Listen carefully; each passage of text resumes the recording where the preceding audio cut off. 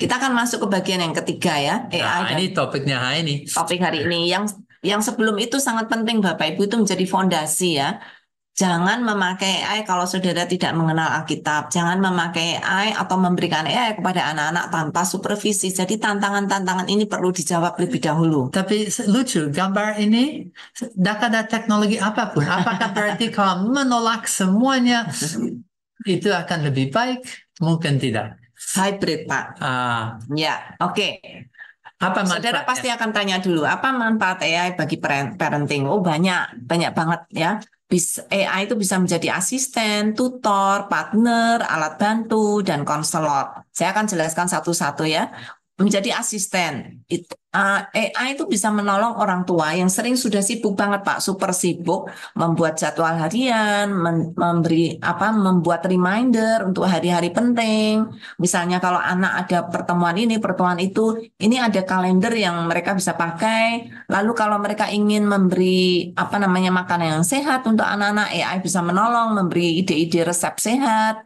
Kalau kita ingin berbelanja, daftar belanja pun kadang-kadang bisa menolong. Bukan resep. Resep. Jadwal, resep makanan. Oh, resep, bukan. Oke. Ya. Kemudian ada rekap keuangan. Jadi kadang-kadang kalau saudara ingin minta, cuman harus hati-hati ya, bukan membeberkan ini untuk umum, ya, untuk umum ya.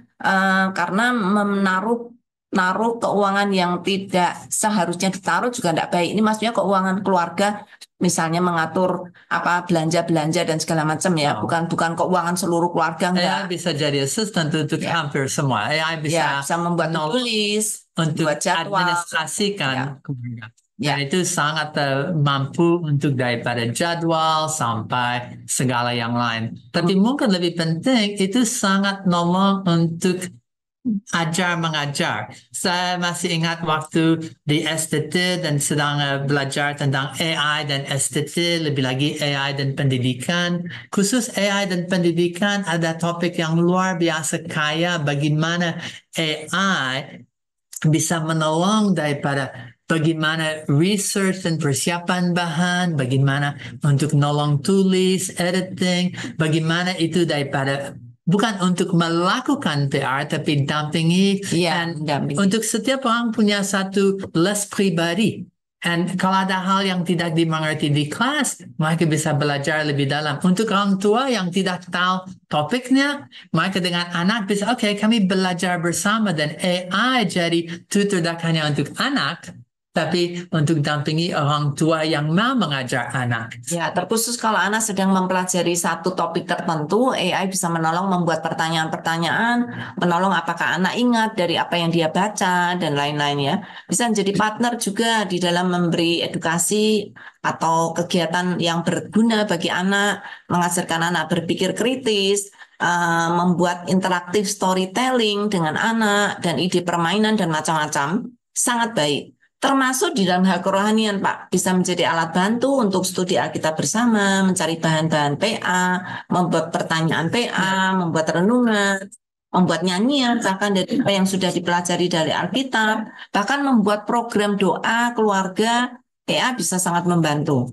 Saya masih ingat waktu ngajar AI dan sekolah minggu, kalau mau AI sangat nolong daripada storytelling, bikin drama, dan bikin cerita, dan berapa banyak hal yang sangat cocok untuk anak muda, and satu pendamping bisa dipakai bersama. Dan itu dengan semua cara ini dan lebih lagi, kalau parenting itu termasuk untuk ajar, untuk menjalankan keluarga, untuk dampingi, untuk membantu, AI sangat bisa menolong untuk semua itu. Ya, yang konselor nanti Pak Max akan memberikan salah satu contoh ya. Jadi konselor sekarang sangat tertolong gitu ya ketika kita brainstorming dengan AI untuk solusi masalah tertentu yang sedang dihadapi atau ide pengembangan diri, apa saja yang perlu anak lakukan, seperti soft skill-nya yang perlu dikembangkan apa, bahkan bisa menganalisa kemajuan anak, itu juga ya bisa sangat menolong. Nah, Banyak. kalau saya lihat jawaban ini, saya tahu jawaban ini actually bukan dari Bu Yulia, tetapi ini dilahirkan daripada AI. Dari stylenya, daripada Enggak. pilihan kata. Ini slide ini itu hasil daripada tanya AI tentang, no? Enggak. Bikin sendiri. Bikin sendiri Oke.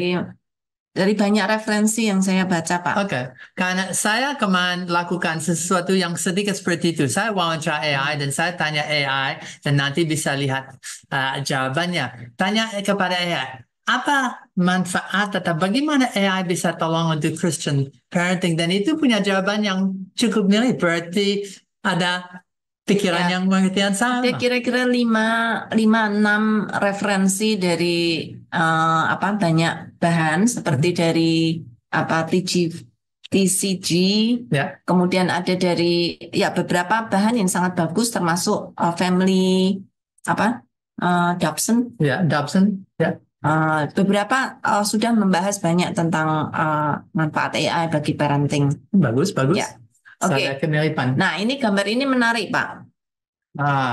Ada Alkitab, ada mainan anak, tapi yang paling menarik untuk saya itu foto keluarga. Ini Dia asuh bayi, tetapi foto keluarga itu dianggap sebagian daripada keluarga.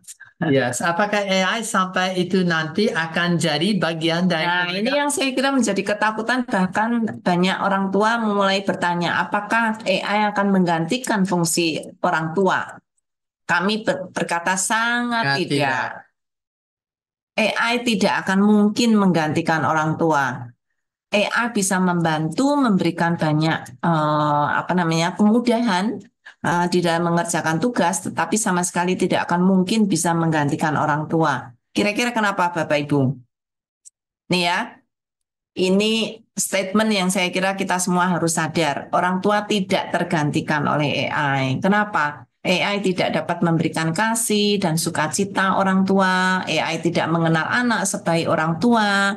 AI tidak punya bijaksana Allah, tetapi kita, manusia yang diberikan oleh Tuhan bijaksana Allah melalui Alkitabnya. AI tidak dapat memberikan sentuhan pribadi seperti orang tua kepada anak. AI tidak dapat memberikan disiplin yang disertai kasih dari orang tua seperti yang diajarkan Alkitab. AI juga tidak dapat memberikan bimbingan, pendampingan secara pribadi. Jadi jangan khawatir Bapak Ibu, AI tidak mungkin akan menggantikan. AI tidak punya daging, AI tidak punya darah, itu tidak satu pribadi yang bisa masuk dalam hidup anak dengan cara yang orang tua bisa. Lebih lagi, sangat sulit untuk menerima kasih kalau tidak ada tangan yang akan peluk kembali.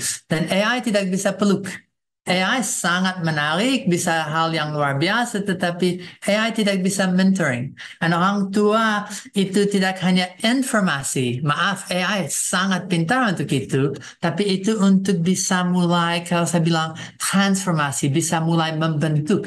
Dan untuk itu penting orang tua tidak digantikan oleh AI. Ada hal yang harusnya fungsi pertama daripada orang tua itu spiritual formation di dalam anaknya. Dan saya percaya itu tidak bisa digantikan oleh AI. Jangan outsourcing parentingku kepada orang yang lain.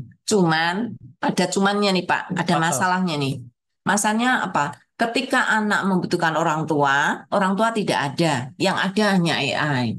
Nah, lama-lama anak lebih tergantung kepada AI daripada orang tua. Karena ketika anak membutuhkan orang tua tidak ada di sampingnya. Dan selalu waktu yang harusnya dipakai untuk anak dan orang tua itu berinteraksi justru digantikan dengan device-device dalam atau bahasa Inggris mereka suka ngomong tentang quality time. Mungkin kuantitas tidak ada karena sibuk dengan kerja dengan berapa banyak hal yang lain.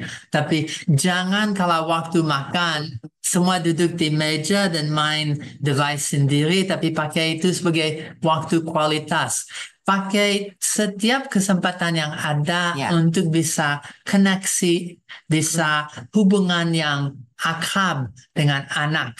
Kalau setiap pagi mereka bangun, jangan sampai mereka hal pertama ambil HP-nya, tetapi hal pertama dipeluk dan mereka ambil orang tuanya.